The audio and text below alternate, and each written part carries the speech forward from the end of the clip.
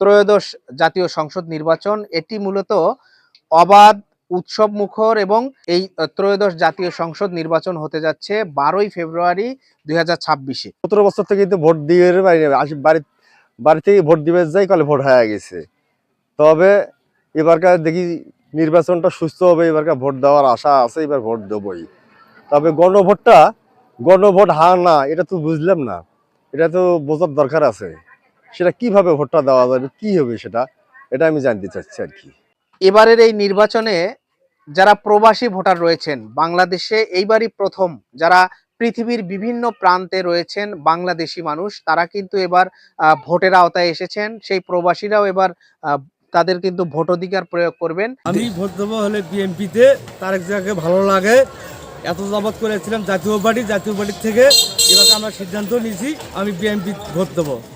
Vote তো কয়েকবার তো দিতেই পারলাম না, তো এবার আশা আছে আমরা সুষ্ঠু নির্বাচন হলে ভোট দেব। আর অনেক নেতারা বাড়ি বাড়ি আসতেছে, সুষ্ঠু নির্বাচন যদি হয় ইনশাল্লাহ এবার আমরা মনে করেন যে যাকে পছন্দ হয় তাকে আমরা ভোটটা দেব। ভাই এই হ্যাঁ না ভোটটা তো আমি সবার মুখে শুনতেছি, এই হ্যাঁ নাটা যে কি সেটা তো আমি বুঝতেছি না, কারণ এই জিনিসটা তো আমার বোঝার লাগবে। হ্যাঁ কোনটা না কোনটা সেটা তো আমাদের বলতে হবে।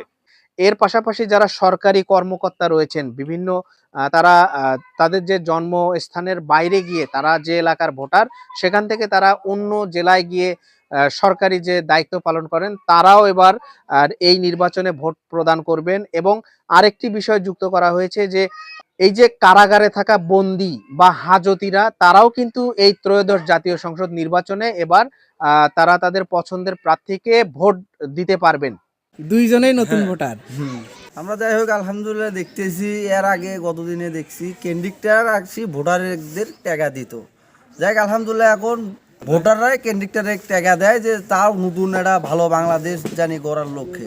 আমরা চাই, আমরা অতীতে যা হয়েছে তা আমরা এখন করতে চাই না, এখন নতুন বাংলাদেশ গড়ার আশায় ইনশাআল্লাহ এবারকে আমি ভোট দেব।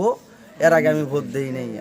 এবারকার যারা নির্বাচিত হবেন, যাই হোক আমরা আশার আগে সংসদে আমাদেরই কথা বলেন, গরিবদের জানি অধিকার, হ্যাঁ ইনসাফ পরিমাণ রাষ্ট্র কিভাবে চলতে পারে, এটাই আর কি আপনাদের কাছে আমাদের আশা। কি নাম আপনার? আমার নাম মোহাম্মদ পারভেজ মিয়া। পারভেজ মিয়া। আপনার নাম কি? মোহাম্মদ জাহিদ হাসান। আমরা চাই যেন দুর্নীতি ঘুষ ছাড়া যেন সামনে দেশ পরিচালনা করে ভালো, মানে এরা আপনার ভোট ঘরে গেলে কিছু কাজকর্ম করতে গেলে টাকার দরকার, এই টাকা দেন ও টাকা দেন, যে আমরা যাতে আমাদের সেবাটা নিতে পারি যখন যেটা প্রয়োজন, ঘুষ দুর্নীতি ছাড়া। আমরা চাই কি, এটাই চাই আমরা। তো সব মিলিয়ে একটি অবাধ, নিরপেক্ষ, সুষ্ঠু এবং উৎসব মুখর ভোট অপেক্ষা করছে 12ই ফেব্রুয়ারি আগামীর এই ত্রয়োদশ জাতীয় সংসদ নির্বাচন। তো আমরা যদি একজনের সঙ্গে কথা বলি, কি নাম আপনার? আমার নাম মোহাম্মদ রেজাউল করিম। রেজাউল করিম ভাই, আপনি ভোট ব্যাপারে কি আপনাদের আলোচনা হচ্ছে চায়ের দোকানে বা এই মুদি দোকানে বসে, এবারের নির্বাচনটা নিয়ে কি ভাবনা? এবার সবাই তো বলতেছে খুব একটা আনন্দের মতন এবার ভোট হবে, যে ঈদের মতন যা ভোট দিতে পারবো। আগে তো অনেক ভোট দিবে আগে দেখি আমাদের ভোট শেষ, এবার তা হবে না। এবার একটা ঈদের মতন আনন্দ হিসেবে একটা ভোট দিতে যেতে পারবো। ইতিহাসের সবচেয়ে গুরুত্বপূর্ণ নির্বাচন হতে যাচ্ছে 2026 সালে।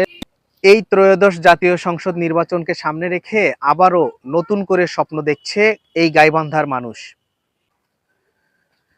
এই গাইবান্ধা জেলার 5টি সংসদীয় আসনে কখনো বিরোধী দল কিংবা কখনো সরকারি দলের প্রতিনিধি থাকলেও এখানকার মানুষের কাঙ্ক্ষিত যে উন্নয়ন, সেটি কিন্তু কখনোই হয়নি।